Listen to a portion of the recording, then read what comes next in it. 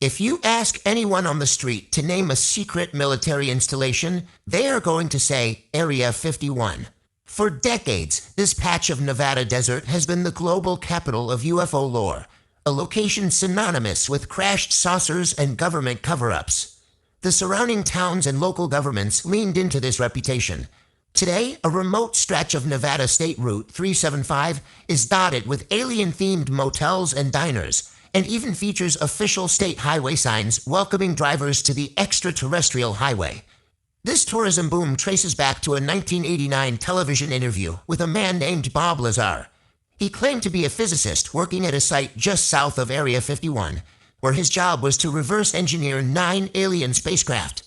According to Lazar, these disks operated on a localized anti-gravity reactor, fueled by element 115, a heavy metal that had not yet been synthesized on Earth. But we now have the actual receipts. Over the last decade, the CIA has fully declassified the operational history of Area 51. The records dismantle Lazar's claims and confirm that there was zero extraterrestrial presence at the facility. These conspiracy theories were a physical byproduct of aerospace engineering. Instead of correcting the public, the United States government weaponized that folklore, turning a cultural obsession into an effective Cold War smokescreen. To understand what the military was actually hiding, we have to go back to 1955. The CIA found Groom Lake, a prehistoric dry salt flat in the Nevada desert. When the ancient lake evaporated, it left behind a perfectly flat, rock-hard clay surface stretching for 3 miles. It was a natural runway, capable of supporting the fragile landing gear of experimental aircraft without a paved tarmac. It was also walled off from the outside world. Groom Lake sits in a geological amphitheater, surrounded by mountain ranges. This natural bowl prevents ground-level line-of-sight observation, creating an impenetrable airspace that military aviators call the box. The CIA used this isolation for Project Aquatone, the development of the U-2 spy plane. Designed to fly directly over the Soviet Union and evade radar networks, the aircraft featured a jet-black exterior and unusual glider-like wings that looked entirely foreign compared to standard fighters. The site was also used to exploit enemy hardware. During the 1960s, Area 51 hosted Project Half Donut, a classified operation where U.S. pilots flew secretly acquired Soviet-make fighters to identify their design flaws and blind spots. Keeping these aircraft hidden from the public was simple. The real threat came from above. Every single day, Soviet spy satellites passed high over the Nevada desert, scanning the ground below with high-resolution infrared sensors.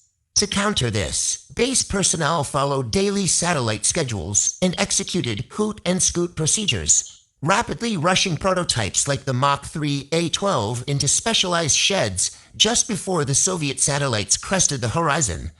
Because heated asphalt cools slower in the shade, an aircraft parked on the tarmac would leave behind a distinct thermal silhouette. To confuse Soviet analysts, ground crews built large cardboard and wood decoys to cast fake shadows.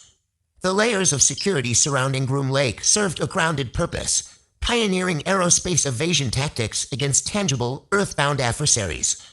While the Soviets were hunting for thermal shadows, American civilians were spotting actual aircraft in the sky and interpreting them as UFOs. Declassified records show that the wave of unidentified flying objects reported in the late 1950s and 60s directly correlated with Groom Lake flight tests.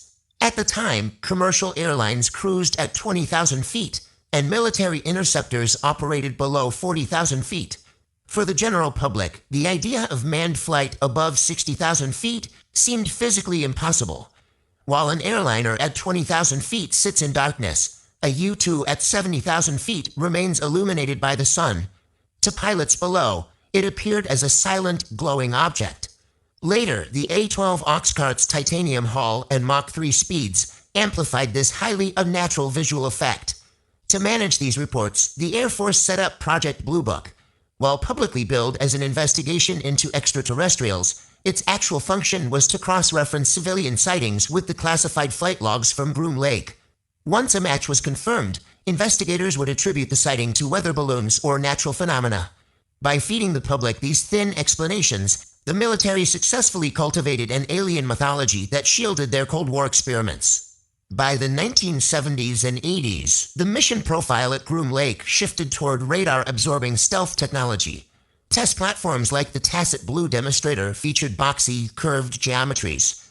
To a civilian catching a glimpse of this, it appeared to be from another planet. Pioneering invisibility carried a logistical cost. To dispose of classified stealth coatings and toxic solvents, contractors dumped materials into massive open trenches, doused them in jet fuel, and burned them every week. The thick smoke exposed the workforce to a lethal mix of dioxins. Employees developed fatal respiratory cancers and skin conditions where their skin would crack and peel off in flakes.